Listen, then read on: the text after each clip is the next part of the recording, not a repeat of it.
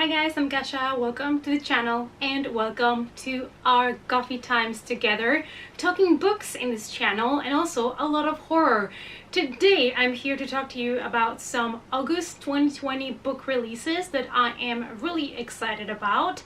I only made a list of 8. Normally I always have a little bit more to talk to you about, but it seems that August is a kind of lower month when it comes to new releases, at least for horror as well, but maybe I'm missing some that I don't know of. As always, please let me know down below if you know of any other cool horror releases that are coming out in August. So let's go and check them out. It's coffee time! So one of the cool things of the month of August is, first of all, it is my birthday month, so it's always special. And I really enjoy having a birthday in summer. I was basically raised by the sea, so I love to go swimming and spend my birthday by the sea. And another good thing this year is that a couple of my most expected horror releases are coming out in the month of August, which is perfect for me. So let's start with that very first release that I am dying to get, and that is the new book by Guillermo del Toro and Chuck Hogan that already worked together with the Strain trilogy that I loved about vampires. And I believe it was the first time that Guillermo del Toro really kind of co-wrote a novel. He's known for his movies, and in this new book we are getting, I think, another kind of trilogy style, and the first one is going to be called The Hollowed Ones, and it comes out on the 4th of August. So this book, it is under the genre of horror, but when you look at the plot, it kind of sounds a little bit more in the thriller slash mystery kind of genre. And because it has to do with an FBI agent, I'm not sure if they're gonna turn this into a series or not, because it's something that writers sometimes like to do when they have a main FBI agent as the main character. And in this case, we're following Odessa, and she is an FBI agent that during basically trying to arresting a murderer, her partner, another FBI agent, a very experienced one, he turns violent for apparently no reason and leaves her no other choice for her than to shoot him, and she kills him. So Odessa is dealing with the fact that she had to actually shoot and kill her partner when he turned violent, and also that day she remembers seeing like this kind of weird shadow that she cannot explain to herself. So she decides that to deal with all of that, she's going to take a step back from her duties in the FBI, and she does agree though to kind of help to clean the space of her colleague. And while she does that, she makes some new discoveries.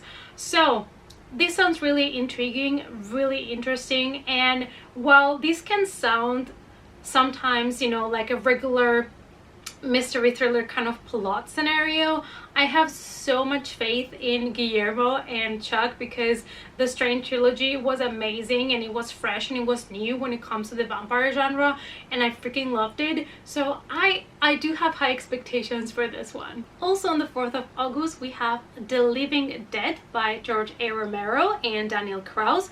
This is another horror novel, you know, about zombies, obviously. I mean, when you see the name George A. Romero, you know what it's going to be about.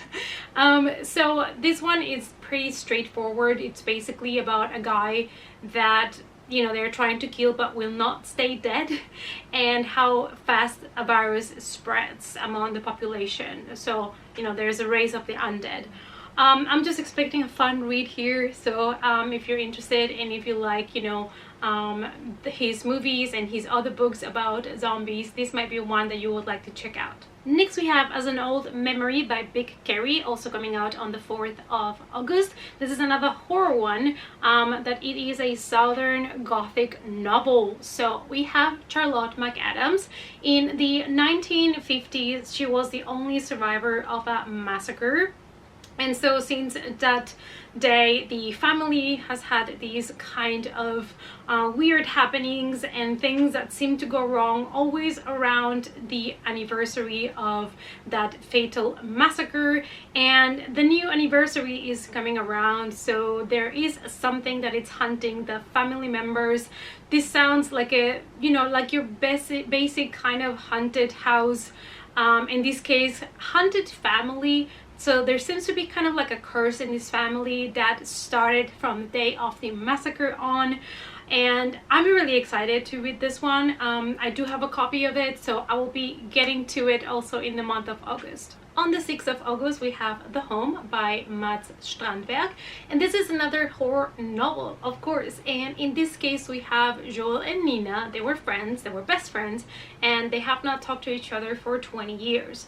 But Joel's mother, Monica, is getting really sick. She has dementia, so she's getting worse. So when her condition starts to deteriorate, Joel decides to move back to his hometown, and she needs special care for his mom. So in the facility, well, they are able to provide this special care. That is where her old friend Nina works. So they kind of reconnect after 20 years. And while his mom is there, she starts to be not herself anymore. She starts to really change, and she starts to know things that she's not supposed to know. So this book is said to be about love, friendships, and the greatest fear of them all, which is to lose control over ourselves. It sounds like it's going to be kind of like a hard-hitting horror novel, which sounds really interesting to me, so I'm really excited for this one. The next one I am extremely excited about. It comes out on the 13th of August, and that is The Midnight Library by Matt Haig, and this is a fantasy adult book. So I am currently finishing my very first Matt Haig book, which is The Humans, and I'm freaking loving it. And the concept of this new novel is something that I think we all have thought about at some point in our lives. So this book is about a library that is between life and death, and it contains endless shelves of books that have how your life would have been if you would have made different choices in your life. I think everybody, at least that's why I love movies and books so much, is because we only get one life, so we only get to experience certain things. And through books and through movies, I am able to experience a lot of other things and, you know, kind of like see what a life like this or like that would be.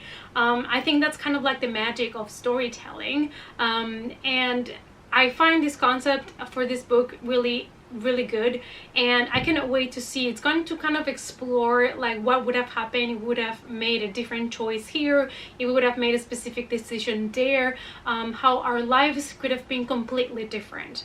On the 18th of August, we have Little Disasters by Sarah Vaughan, and this is a mystery thriller, and it is about motherhood, how we change, and how good or how not that well we know our best friends. So Liz and Jess have been friends for a long time, and at some point, you know, Liz just has the concept on her mind, oh, Jess is this wonderful stay-at-home mom, and she thinks she knows her, but then a lot of dark secrets start to surface, and then Liz starts to wonder who really is her friend. On the 25th of August, it is Clown in a Cornfield by Adam Sester, and this is another horror novel which I am extremely excited about for 2020. So Queen and her father moved into this little town that some years ago was still a very prosperous town, but the factory, the business that they had kind of didn't work, and the factory had to close. And so now the town is divided between